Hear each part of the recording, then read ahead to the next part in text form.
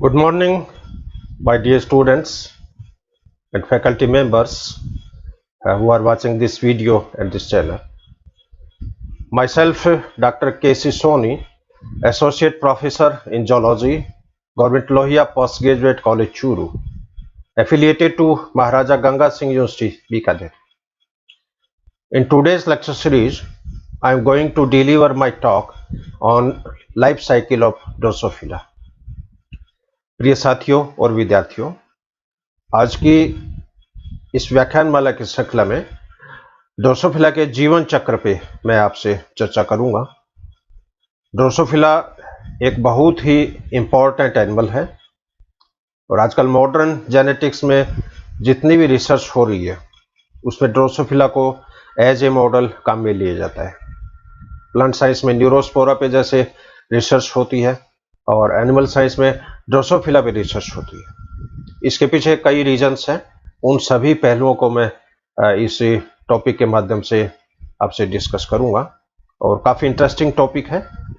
और इस life cycle के बाद में इसके एम्ब्रियोनिक डेवलपमेंट का जीन रेगुलेशन कैसे होता है, क्योंकि एमएससी की क्लास में एक ये टॉपिक भी कोर्स में genic regulation of drosophila development, इसको जीन एंड डिफरेंशिएशन का भी पार्ट मान सकते हैं।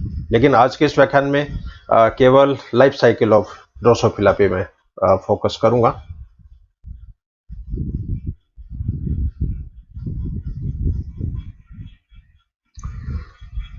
सबसे पहले इसका क्लासिफिकेशन। फाइलम आर्थ्रोपोडा, क्योंकि इसमें जॉइंटेड अपेंडेजेस पाए जाते हैं। सबफाइलम मैंडिबुलेटा, क्लास इंसेक्टा, और इंसेक्ट जो होते हैं उसके अंदर बॉडी 3 पार्ट में डिवाइड होती है, हेड, थोरैक्स, एब्डोमेन। 2 जोड़ी इसके अंदर विंग्स पाए जाते हैं, 3 जोड़ी टांगे पाई जाती है। ऐसे एनिमल्स को इंसेक्ट के अंदर रखा जाता है। सब क्लास टेरिगोटा, टेरिगोटा का अर्थ है कि इसके अंदर पंख प्रेजेंट है। Order Diptera, family Drosophilidae, genus Drosophila और स्पीसीज मेलानोगास्ट्रा। वर्तमान में ड्रोसोफिला की कम से कम 250 से भी ज़्यादा स्पीसीज है वो अवेलेबल है, क्योंकि इसका डीएनए बहुत सेंसिटिव है। इसके जीन्स में म्यूटेशन की रेट बहुत ज़्यादा है।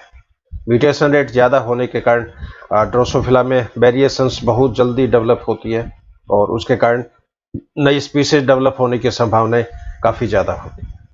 तो ड्रोसोफिला की स्पीसीज है काफ़ी ज़्यादा है, लेकिन एक्सपेरिमेंटल मॉडल के रूप में ड्रोसोफिला मेलानोगास्ट्रा की ही स्टडी की जाती है। सबसे पहले इसका इंट्रोडक्शन, सामान्य परिचय। It is also called as fruit fly.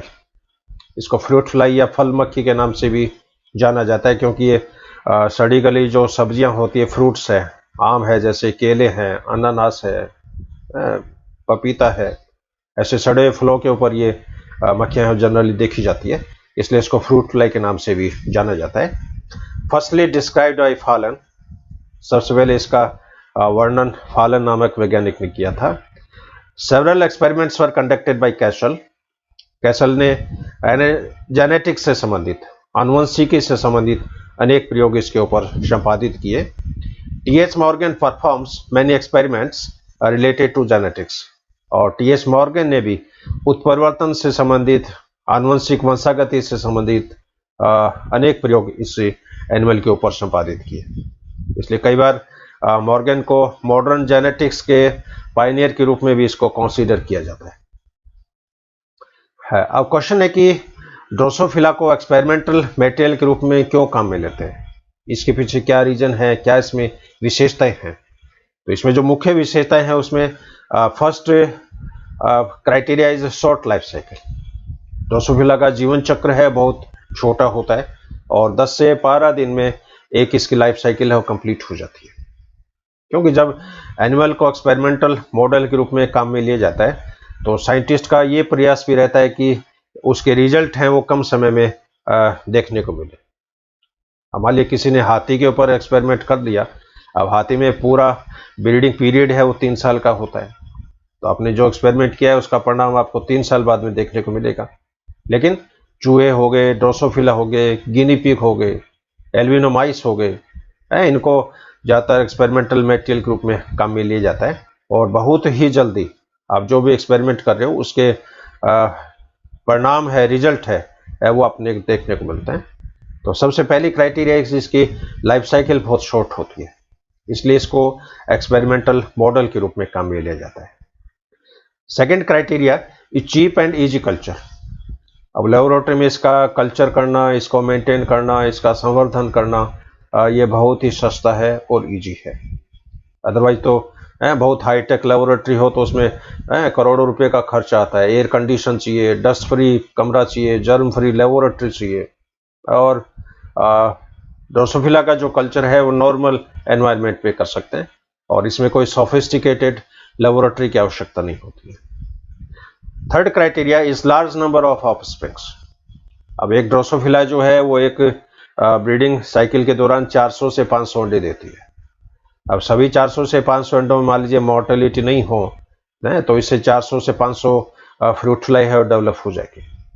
तो इसमें ब्रीडिंग है वो बहुत फास्ट है, बहुत रैपिड है और बहुत ज़्यादा मात्रा में संतति उत्पन्न होती है। और इतने बड़ा सैंपल होता है तो रिजल्ट की जो एनालिसिस है, मैथमेटिकल एनालिसिस है, स्टैटिस्टिकल एनालिसिस है, बहुत ही वो शानदार होती है। Fourth criteria is variation. अब इसमें डीएनए जो है बहुत सेंसिटिव होता है, इसके डीएनए में म्यूटेशंस बहुत फास्ट होता है और म्यूटेशन जब होता है तो इसके शरीर में वेरिएशंस देखने को मिलेगी।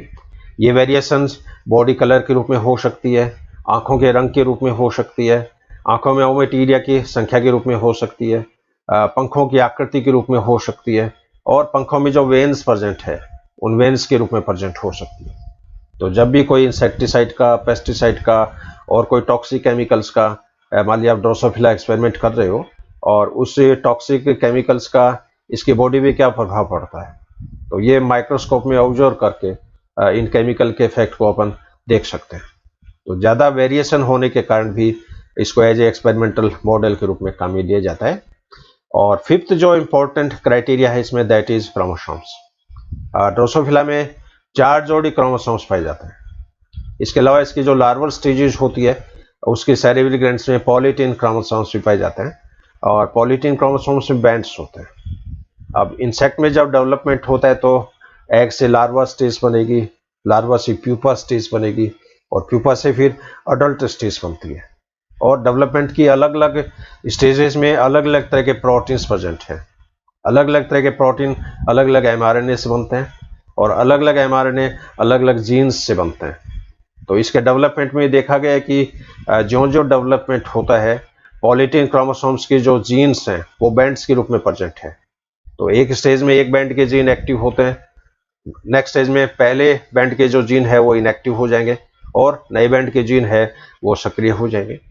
तो एक प्रकार से बैंड का स्विच ऑन स्विच ऑफ ये सीक्वेंस क्रमिक रूप से चलती रहती है जब तक अडल्ट ड्रोसोफिला की फॉर्मेशन नहीं हो जाए।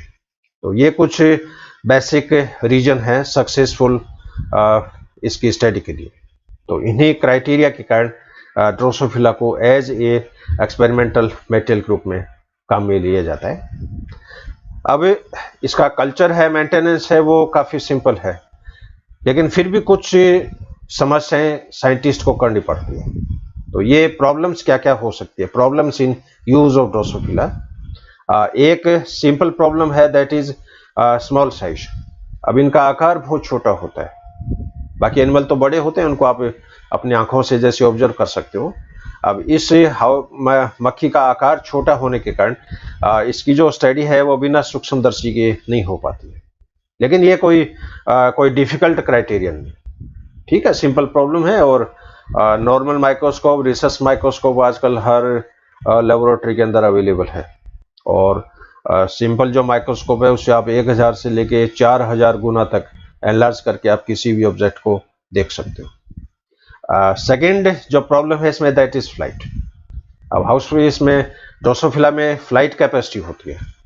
अब बाई चांस आपने कल्चर मीडियम है या जो कांच का जार है या कॉनिकल फ्लास्क है जिसमें इसका कल्चर कर रहे हो और बाई चांस उसके माउथ को आपने कॉटन से नहीं ढका, ढक्कन से नहीं ढका, तो उस केस में जितने भी इनकी संतति है या इनके जो पेरेंट्स हैं वो कैबिन से उड़ के बाहर जा सकते हैं।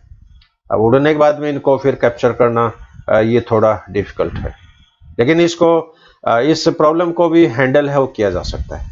तो ये प्रॉब्लम है, लेकिन ये कोई मेजर प्रॉब्लम नहीं है, ये बहुत सिंपल प्रॉब्लम है और ट्रायल एंड एरर के द्वारा इसके सॉल्यूशन को अपन सॉल्व कर सकते हैं।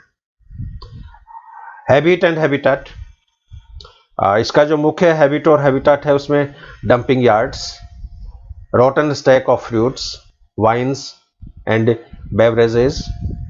तो जहाँ पर भी ये सड़े हुए फल्स हों, सब्जी मंडी है, वहाँ पर ये मक्खियाँ जनरली देखी जा सकती है। Structure is similar to house fly and it is smaller in size. इसका जो संरचना है वो घरेलू मक्खी के जैसी होती है, केवल इनका आकार छोटा होता है और इसमें सेक्सुअल डाइमॉर्फिज्म भी पाई जाती है।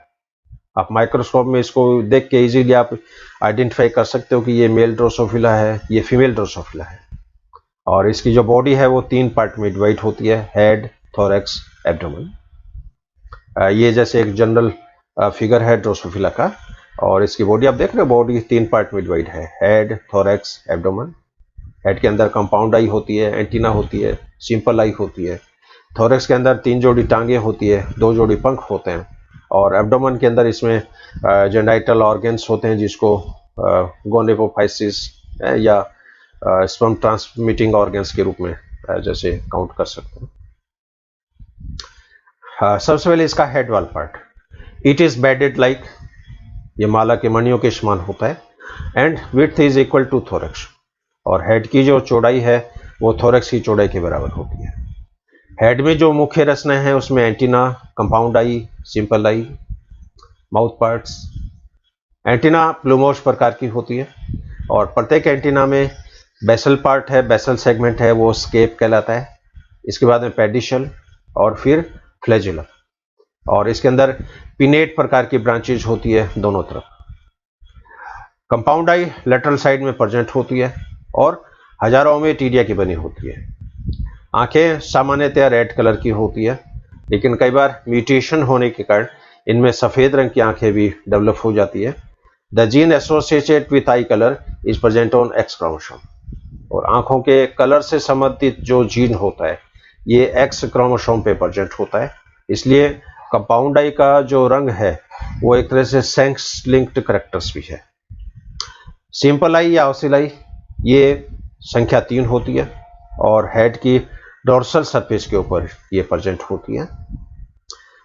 इसके अलावा ब्रिसल्स, पूरे हेड के ऊपर छोटे छोटे माइन्यूट कांटों जैसे रोम सदृश रचनाएं पाई जाती है जो कि सेंसोरी रिसेप्टर्स का काम करती है, लेकिन ये वास्तव में बाल जैसी रचना नहीं है। जिस तरह मैमल्स की स्किन में बाल होते हैं उस तरह की रचना नहीं है। हाँ, दिखने में बाल जैसी होती है। अब इस फिगर में आप देख रहे हो, इस कंपाउंड ए के ऊपर, हेड के ऊपर ये छोटे छोटे ब्रिसल्स दिखाई दे रहे हैं। तो ये एक तरह की काइटिनस स्ट्रक्चर है, एक तरह के एपिडर्मल डेरिवेटिव्स हैं और सेंसोरी रचनाएं हैं।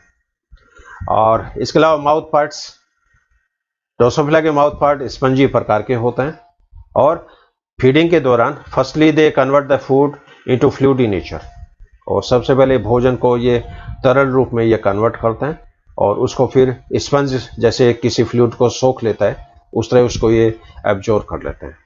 मैंडिबल्स इसमें एब्सेंट होते हैं, लेबियम प्रोबोसिस के समान होता है और मैक्सिला मॉडिफाई होकर मैक्सिलरी पैल्पम में परिवर्तित हो जाती है। तो ये ड्रोसोफिला के हेड की मुख्य रचनाएं हैं। इसके बाद सेकंड पार्ट है इसका थोरैक्स, बॉडी का, ब्रॉड एंड कवर्ड बाय सीटी। थोरैक्स है वो चौड़ा होता है, सीटी के द्वारा घिरा होता है, और थोरैक्स 3 पार्ट में डिवाइड होता है, प्रोथोरैक्स, मेसोथोरैक्स, मेटाथोरैक्स। लेकिन ये तीनों सेगमेंट क्लियरली विजिबल्स नहीं होते। थोरैक्स में मुख्य रचनाएं टांगे होती है, पंख होते हैं, इसके अलावा स्पाइरिकल्स होते हैं। तो यहाँ पर ड्रोसोफिला में 3 जोड़ी टांगे होती है और प्रत्येक टांग में 5 सेगमेंट हैं। सबसे फर्स्ट सेगमेंट है that is coxa, second segment trochanter, third segment femur, fourth segment tibia और fifth part is tarsus. Tarsus जो है ये मल्टी सेगमेंटेड होता है, जिनको टार्सोमियस कहते हैं, और एक टार्सस में जनरली 5 सेगमेंट्स पाए जाते हैं या 5 टार्सोमियस पाए जाते हैं। In male Drosophila on first tarsomere of prothoracic leg a sex comb like structure is present. और मेल ड्रोसोफिला जो होती है उसकी पहली जोड़ी जो टांगे हैं प्रोथोरेक्स की, उसके फर्स्ट टार्सोमियर पर कंघी के समान कॉम्ब लाइक रचना है वो पाई जाती है, जिसे सेक्स कॉम्ब कहते हैं। ये रचना फीमेल में नहीं होती है, इसलिए माइक्रोस्कोप में प्रोथोरेसिक टांगों को देखकर भी अपन आइडेंटिफाई कर सकते हैं कि ये मेल है या फीमेल है। सेकेंड स्ट्रक्चर थोरैक्स में wings, forewing developed and hind wing reduced called as halter और बैलेंसर्स। इसमें अग्र जोड़ी जो पंख हैं वो काफी विकसित है, लेकिन पश्च जोड़ी पंख हैं वो आकार में छोटे होते हैं, रिड्यूस्ड होते हैं, और वो बॉडी के बैलेंस बनाने का काम करता है, इसलिए इनको बैलेंसर्स का नाम दिया जाता है या इनको हाल्टर के नाम से भी जाना जाता है। और अग्र जोड़ी जो पंख है फोर विंग है, उसमें अनेक लॉन्गिट्यूडनल वेन पाई जाती है, क्रॉस वेन पाई जाती है, और इन वेन की भी एक पूरी टैक्सोनॉमी है। और इसमें जो मुख्य सिराएं हैं उसमें जैसे कोस्टा, सब कोस्टा, क्यूबिटस, रेडियस, मीडियस है, इसमें एनल सिराएं होती है। तो इसमें डिटेल में मैं नहीं जाऊंगा, क्योंकि पंखों के विंग वेनेशन पे एक अलग व्याख्यान मैंने पहले डिलीवर कर चुका हूं, और उसको आप यूट्यूब पे आप देख सकते हो। स्पाइरेकल से 2 जोड़ी होते हैं और जो ट्रैकेक्स के साथ कनेक्टेड होते हैं। तो ये कुछ स्ट्रक्चर थी थोरैक्स की। और अब इसके बॉडी का जो लास्ट पार्ट है that is abdomen. In male distal end is rounded. नर में एब्डोमेन का जो लास्ट पार्ट है, टर्मिनल पार्ट है, ये थोड़ा गोलाकार होता है, राउंडेड होता है, जबकि फीमेल में एब्डोमेन का लास्ट पार्ट है ये थोड़ा नुकीला होता है, पॉइंटेड होता है। In male dorsal surface of last segment fuse to form black bands. Male की एब्डोमेन में डोर्सल सरफेस, बॉडी के जो लास्ट सेगमेंट है एब्डोमेन के, उनकी डोर्सल सरफेस है वो थोड़ी काली होती है, काले बैंड उसमें पाए जाते हैं। लेकिन फीमेल के अंदर ये बैंड है वो सेपरेट होते हैं और स्पष्ट होते हैं, डिस्टिंक्ट होते हैं। एक कॉन्क्रीट स्पॉट के रूप में फीमेल में ये देखने को नहीं मिलेगी। तो ये एक बेसिक बॉडी प्लान है ड्रोसोफिला का। बॉडी हेड, थोरैक्स, एब्डोमेन में डिवाइड है। हेड के अंदर रचनाएं हैं, थोरैक्स में रचनाएं हैं, और एब्डोमेन में रचनाएं हैं। और अब इसमें मेल और फीमेल में क्या क्या डिफरेंस हो सकते हैं, कैसे इनको आप आइडेंटिफाई कर सकते हो, क्योंकि ये डिफरेंस भी काफ़ी इंपॉर्टेंट है और एग्जाम में जनरली पूछा जाता है, differentiate between male and female, या how can you identify male Drosophila.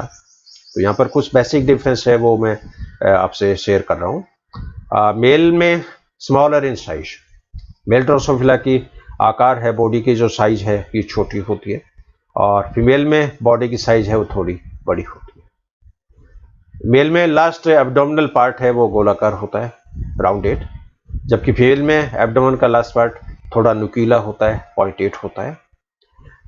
In male last abdomen is black with no distinct band. Male में एब्डोमेन के जो लास्ट पार्ट है उसकी डोर्सल सरफेस एकदम काले बैंड के रूप में होती है, लेकिन फीमेल के अंदर लाइट कलर की होती है और इसमें डिस्टिंक्ट बैंड्स पाए जाते हैं।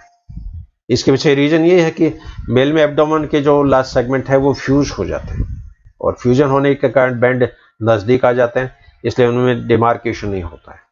लेकिन फीमेल के जो एब्डोमेन है वो टेलीस्कोपिक टाइप का है, और इसके एब्डोमेन में एक्सटेंशन की कैपेसिटी भी होती है, इसलिए फीमेल में ये बैंड हैं वो क्लियर कट दिखाई देते हैं। In abdomen 5 segment clearly visible. Male के एब्डोमेन में 5 सेगमेंट स्पष्ट होंगे, बाकी सेगमेंट्स का फ्यूजन हो जाता है, लेकिन फीमेल में 7 सेगमेंट है वो क्लियरली विजिबल होता है।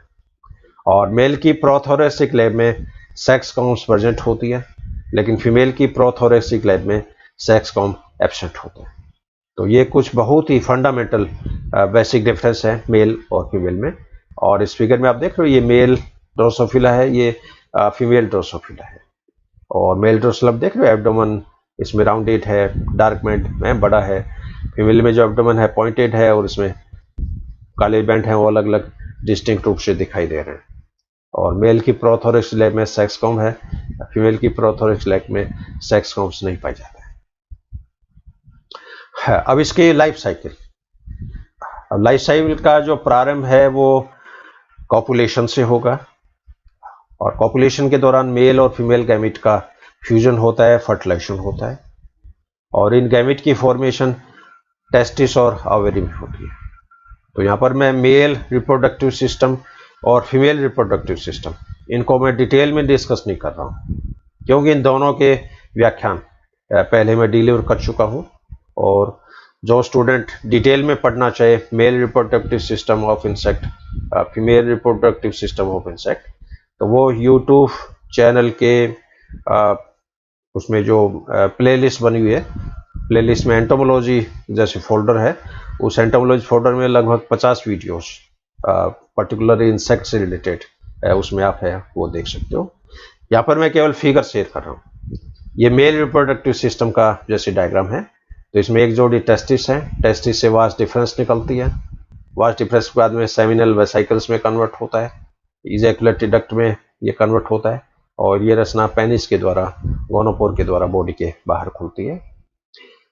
इनके जो टेस्टिस हैं ये ट्यूबुलर प्रकार के होते हैं, और ट्यूबुलर प्रकार के जो टेस्टिस होते हैं, गोनेट होते हैं, उनमें गैमेट फॉर्मेशन टीलोगोनिक प्रकार का होता है।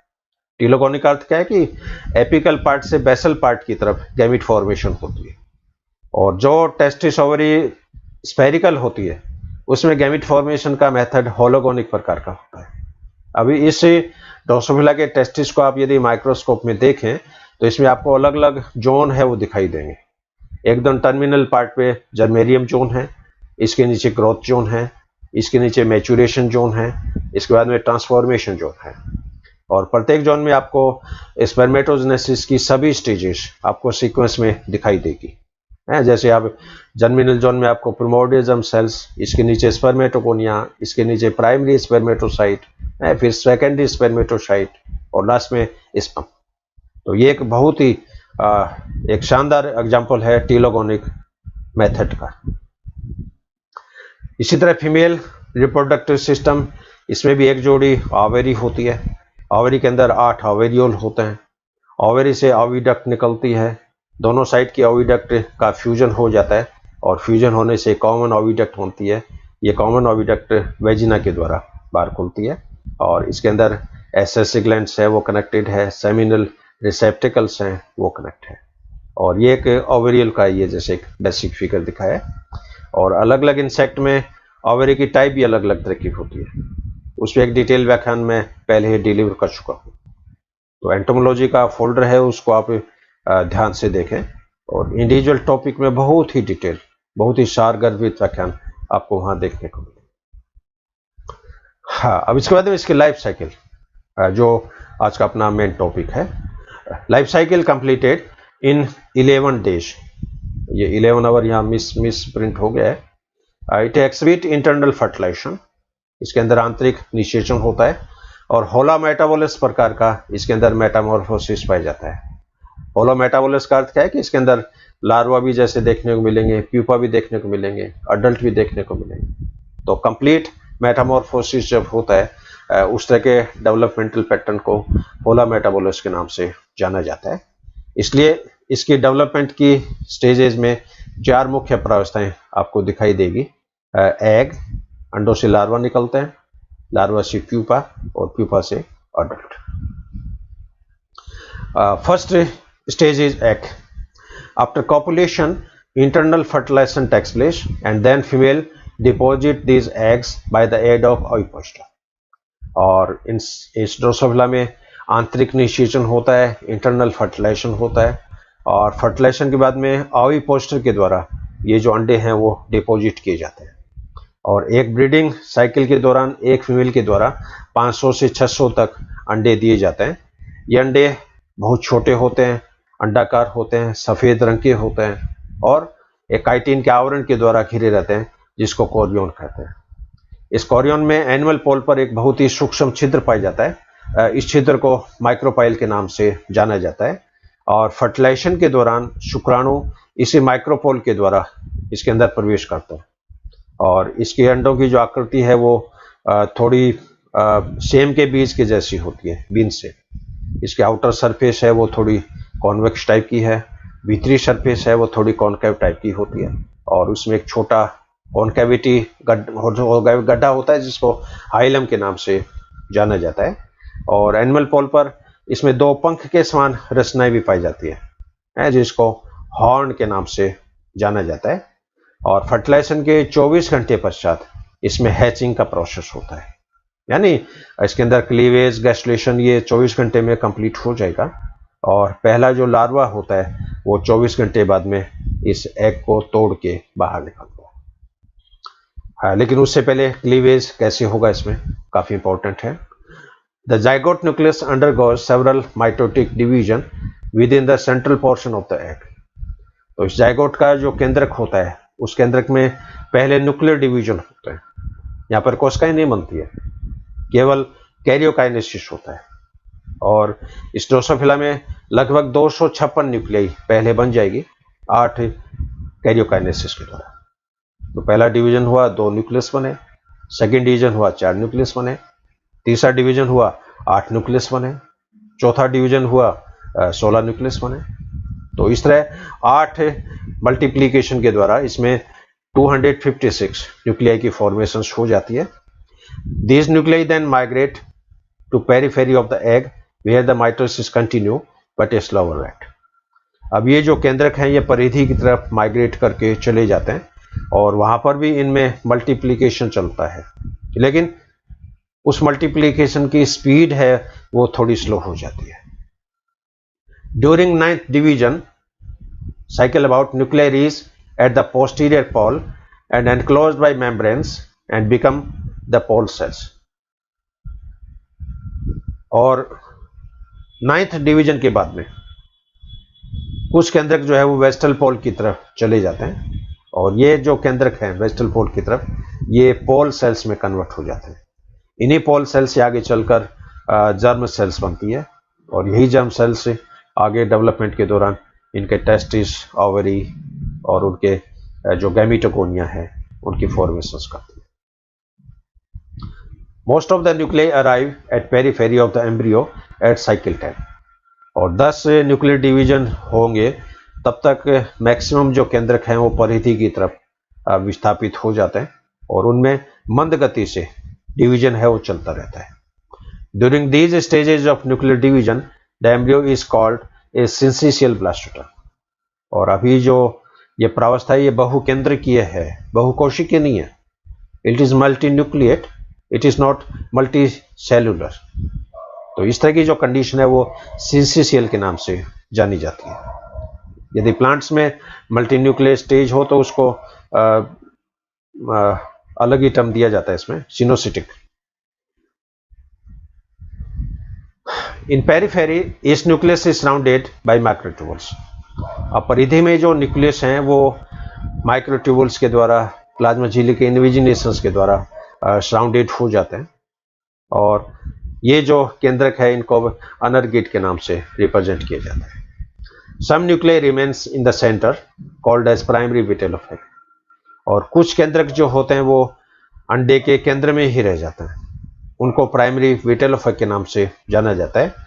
Some nuclear again migrate from periphery to centre called as secondary vitelle of egg. और कुछ जो केंद्रक हैं वो वापस परिधि से केंद्रक की तरफ माइग्रेट करते हैं, उनको सेकेंडरी विटेल ऑफ एग के नाम से जाना जाता है। अब यहाँ पर आप देख रहे हो इस डेवलपमेंट के दौरान 4 तरह के न्यूक्लियर है वो डेवलप हो गई है। परिधि के जो न्यूक्लियस है वो अनरगिट्स, सेंटर में जो है प्राइमरी विटेल ऑफ एग, इसके अलावा सेकेंडरी विटेल ऑफ एग, और वेस्टल पोल पर जो न्यूक्लियाई बनी है वो एक तरह से पोल सेल है, एक तरह से जर्म सेल्स है। तो 4 तरह की अलग अलग तरह की न्यूक्लियाई इसके अंदर ये डेवलप हो जाती है। Following division cycle 13 the oocyte plasma membrane folds inward between the nuclei and by partitioning become cells। और 13 डिवीजन के बाद में 2 केंद्रक के बीच में प्लाज्मा झिल्ली का अंतर्वलन होता है, इन्विजिनेशन होता है और पैतृक केंद्रक चारों तरफ से प्लाज्मा झिल्ली के द्वारा सराउंडेड हो जाता है और ये न्यूक्लियस फिर सेल्स में कन्वर्ट हो जाता है। तो यहाँ पर जो मल्टी न्यूक्लिएट कंडीशन जो थी वो मल्टी सेलुलर कंडीशंस में कन्वर्ट हो जाती है और परिधि में जो ये सेलुलर लेयर जो बनी इसको सेलुलर ब्लास्टोडर्म्स के नाम से जाना जाता है। It is characterised by invagination of cell membrane and actin microfilament form network from furrow canal. तो प्रत्येक केंद्रक के बीच में प्लाज्मा झिल्ली इन्वेजिनेट होती है। एक्टिन माइक्रोफिलामेंट का नेटवर्क इसके अंदर काफ़ी हेल्पफुल होता है। After furrow canal have pass the level of nuclei, the second phase of cellularisation occurs and rate of invagination increase. तो जो जो ये multi nucleate condition, multi cellular conditions में कन्वर्ट होती है, ये सेल फॉर्मेशन का जो प्रोसेस है ये तेज हो जाता है, रैपिड हो जाता है। और इसमें जो महत्वपूर्ण भूमिका है वो एक्टिन फिलामेंट्स की होती है, क्योंकि एक्टिन है एक तरह का ये कॉन्ट्रैक्टाइल प्रोटीन्स है। सेलुलर ब्लास्टोडर्म्स कंसिस्ट अबाउट 6000 सेल्स, और ये जो परिधि की जो ब्लास्टोडर्म है इसमें लगभग 6000 कोशिकाएं इसमें बन जाती है। और ये डेवलपमेंट फर्टिलाइजेशन के 4 घंटे बाद में डेवलप हो जाता है। ये फ्लोरिसेंट डायग्राम आप देख रहे हो, इसमें जैसे केंद्रक है, 1 से 2 केंद्रक बने, 4 बने, 8 बने, और ये केंद्रक देख रहे हो धीरे धीरे परिधि की तरफ ये शिफ्ट हो गए, और परिधि पर ये मल्टी सेलुलर ब्लास्टोडर्म की फॉर्मेशन हो जाती है। और वेस्टल पॉल पे कुछ सेल है वो स्पेसिफिकली यहाँ पर ऑक्यूपाई हो गई है, और ये आगे चलकर पोल सेल, जर्म सेल्स में कन्वर्ट होती है, और इसी भाग से आगे चलकर टेस्टिस और ओवेरी की फॉर्मेशन होती है। अब क्लीवेज के बाद फिर मिड ब्लास्टुलर ट्रांजिशन की स्टेट आएगी, उसके बाद गैस्ट्रुलेशन का प्रोसेस होगा। After the nuclei reach the periphery, the time required to complete each next 4 division become progressively longer. अब मिड ब्लास्टुलर ट्रांजिशन का जो पीरियड है इसमें सेलुलर डिवीजन का जो ड्यूरेशन है, अंतराल है, वो बढ़ जाता है। While cycle 1 to 10 are each of 8 minute. पहले जो 10 सेलुलर डिवीजन है ये 8 मिनट में कंप्लीट हो जाते हैं। Cycle 13, the last cycle in the syncytial blastoderm takes 25 minutes to complete. और 13वां जो डिवीजन होता है इसको कंप्लीट होने में लगभग 25 मिनट का समय लगता है। And cycle 14 is highly asynchronous, और 14 जो सेल डिवीजन होता है वो काफ़ी अतुल्यकाली हो जाता है, एसिंक्रोनस हो जाता है। और ये 14वां जो डिवीजन है ये 75 मिनट में, यानी लगभग सवा घंटे में ये कंप्लीट होता है। This increase in RNA transcription and slower down of cell division is called as mid ब्लास्टुलर transition. अब चूंकि सेल डिवीजन का इंटरवल बढ़ रहा है तो यहाँ पर इंटरफेस स्टेज है वो लंबी हो जाती है। और जैसा कि आप जानते हो इंटरफेस के अंदर 3 सब स्टेजेस देखने को मिलती है, जिसमें G1 stage, S stage, G2 stage. तो यहाँ पर G का अर्थ है ग्रोथ, S का अर्थ होता है सिंथेसिस। तो S फेज है उसके अंदर तो केवल डीएनए का रेप्लिकेशन होता है, लेकिन G1 और G2 स्टेज जो है इसके अंदर ट्रांसक्रिप्शन भी होता है, ट्रांसलेशन भी होता है।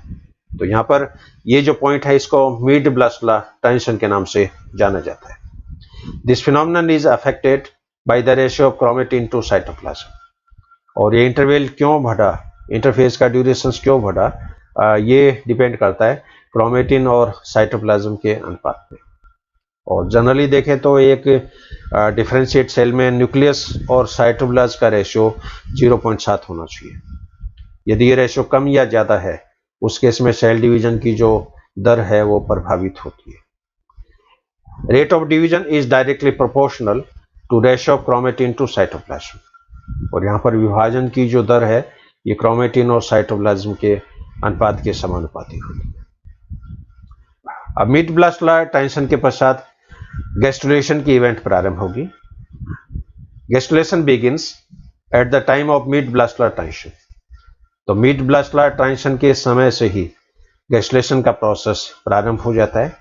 प्रोस्पेक्टिव मेसोडर्म, जिसमें लगभग 1000 सेल्स होती है, at ventral mid line of the embryo folds inward to produce the ventral furrow.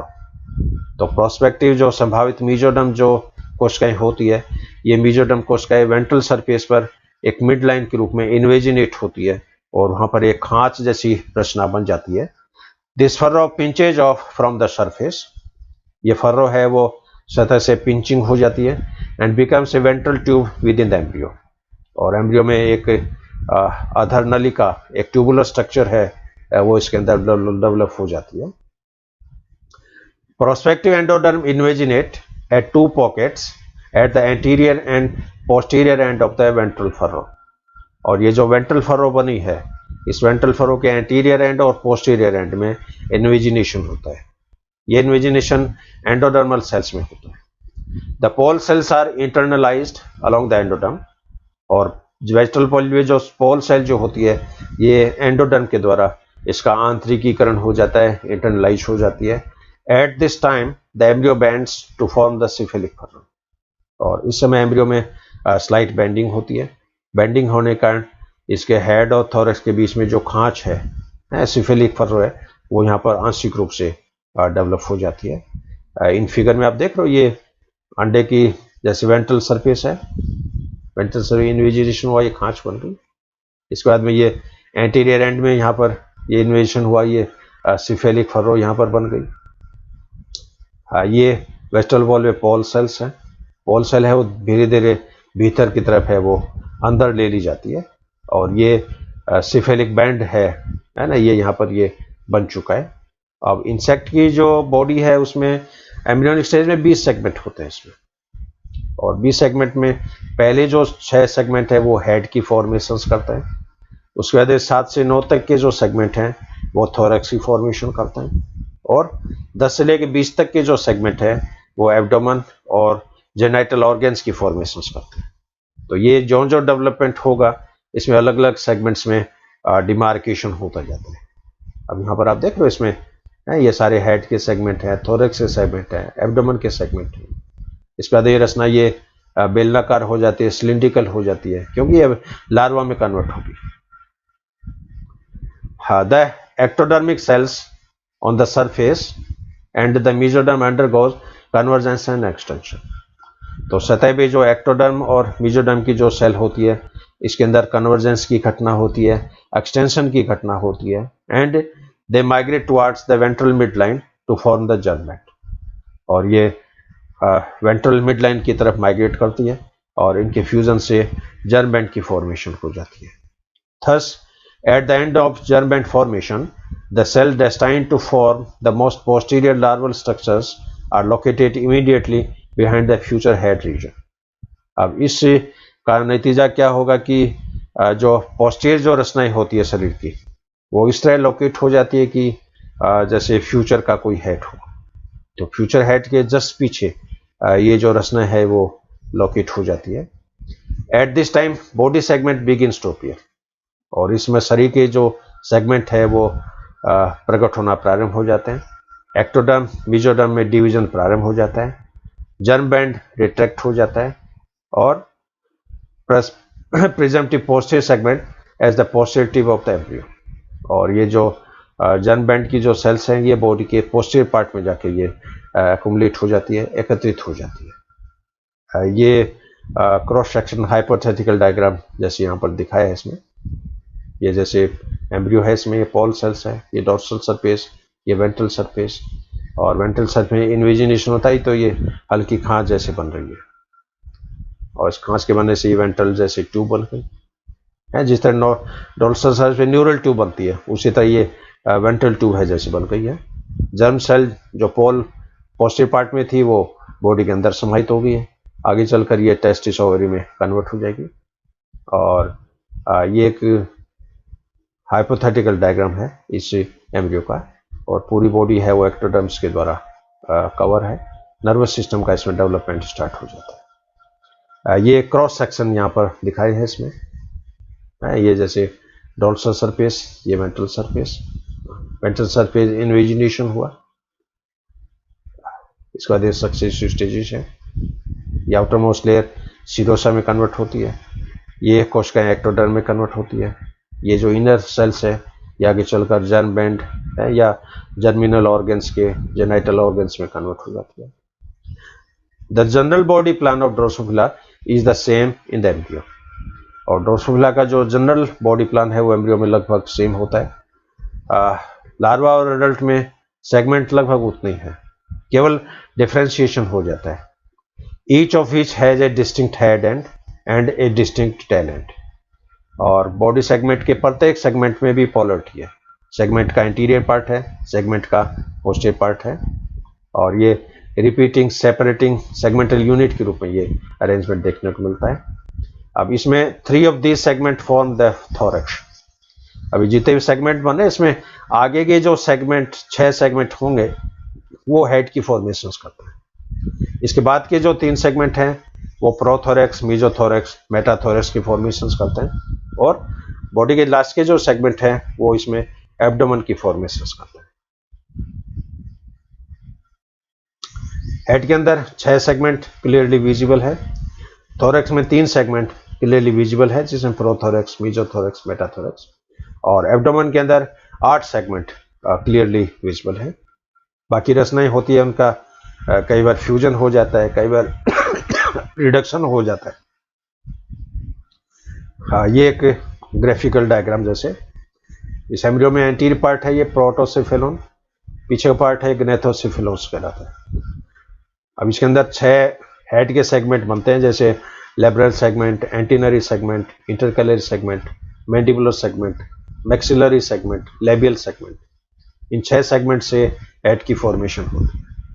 इनके पीछे का जो पार्ट है ये थोरेक्स और एब्डोमेन में डेवलप होता है। अब यहाँ पर देख रहे हो ये आगे का और डेवलपमेंट, आगे ब्रेन का डेवलपमेंट है वो स्टार्ट हो गया और थोरेक्स के जो सेगमेंट थे इसमें एक एक जोड़ी टांगे हैं वो डेवलप होनी स्टार्ट हो जाती है और ये एब्डोमेन का पार्ट है। और आगे चलेंगे तो इसके अंदर थोरेक्स में जो है वो टांगे डेवलप हो जाती है, एब्डोमेन का एनलार्जमेंट हो जाता है और अब इसमें पहला लार्वा जो है वो निकलता है और इसके पहले लार्वा को मैगट के नाम से जाना जाता है। Larva is called as maggot. It is active and feeding stage. ये ड्रोसोफिला की सक्रिय और फीडिंग प्रावस्था होती है। Thorax and abdomen are absent. Larva में थोरेक्स और एब्डोमेन में कोई डिमार्केशन नहीं होता है। Larval body is segmented and having 12 segment. Larva की बॉडी है इसमें 12 सेगमेंट क्लियर कट विजिबल होते हैं। Its anterior end is narrow. इसका अग्रभाग है वो संकरा होता है and posterior and is blunt और पश्चभाग है वो थोड़ा मूथरा होता है, अंगुली के समान होता है। At both end 1 pair of spiracles are present और दोनों टर्मिनल एंड पे एक एक जोड़ी स्पाइरिकल्स प्रेजेंट होंगे। It grows as it feeds. जो जो लार्वा भोजन करता है, फीडिंग करता है, इसकी ग्रोथ होती रहती है। And undergo for moulting twice और इसके अंदर 2 बार निर्मोचन होता है, 2 बार मोल्टिंग होती है, यानी पुरानी क्यूटिकल उतरेगी और नीचे से नई क्यूटिकल है वो आ जाती है। After hatching first instar emerge and after 48 hours first moulting takes place और 48 आवर्स के बाद में पहला निर्मोचन होगा। It convert into second instar और ये सेकंड लार्वा स्टेज है उसके अंदर ये कन्वर्ट हो जाता है। And again after 24 hour it molted and becomes third instar और 24 घंटे बाद में दोबारा इसके अंदर निर्मोचन होता है और ये थर्ड इंस्टार स्टेज के अंदर ये कन्वर्ट हो जाता है। ये लार्वा फिर प्यूपा में कन्वर्ट होता है। After second moulting third instar feeds for 2 days and it converted into pupa. Second moulting के बाद में लार्वा की जो तीसरी स्टेज थी थर्ड इंस्टार, ये फीडिंग करता है और 2 दिन के बाद में ये प्यूपा में कन्वर्ट हो जाता है। It skins become dry. इसकी जो त्वचा है वो सूखी हो जाती है, रिजिड, हार्ड हो जाती है। कॉन्स्टिट्यूट ए ब्राउन कवरिंग, भूरे रंग की हो जाती है। And cover around itself called as puparium और ये अपने चारों तरफ एक ये खोल बना लेता है, एक तरह का एक कवच बना लेता है और ये खोल रूपी जो रचना है ये प्यूपेरियम के नाम से जानी जाती है। Pupa is an inactive stage. Pupa ये निष्क्रिय प्रावस्था होती है and from its anterior end two horn like structure emerge from the spiracle pores called pupal horn और इसके एंटीरियर एंड में जो स्पाइरिकल है उस स्पाइरिकल से 2 सींग के समान रचनाएं हैं वो निकलती है। इन रचनाओं को प्यूपल हॉर्न के नाम से जाना जाता है। सेवरल इमेजिनल डिस्क एनालजन्स इसके अंदर डेवलप हो जाती है और ये एनालजन है ये आगे चलकर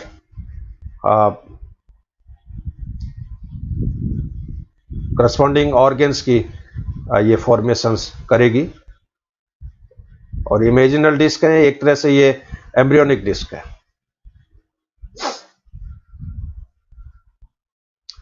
imaginal disc are made up of several undifferentiated cells और जितनी भी इमेजिनल डिस्क होती है इसमें अविभेदित कोशिकाएं होती है। बाई इंडक्शन ऑफ हॉर्मोन्स और any other agent these imaginal disc changes into adult prototype or structures by the way of histogenesis and organogenesis। और इमेजिनल डिस्क है ये जो डेवलपमेंट होगा ये अलग अलग जीन्स के इन्फ्लुएंस के कारण, अलग अलग प्रोटीन्स के इंट्रैक्शंस के कारण शरीर के अलग अलग अंगों और रचनाओं में ये कन्वर्ट हो जाती है। और ये प्रोसेस है वो ऑर्गेनोजेनेसिस कहलाता है, हिस्टोजेनेसिस कहलाता है, डिफरेंशिएशन कहलाता है। अब ये हिस्टोजेनेसिस कैसे होता है, ऑर्गेनोजेनेसिस कैसे होता है, इस पे एक अलग से डिटेल व्याख्यान में आपके लिए शेयर करूंगा।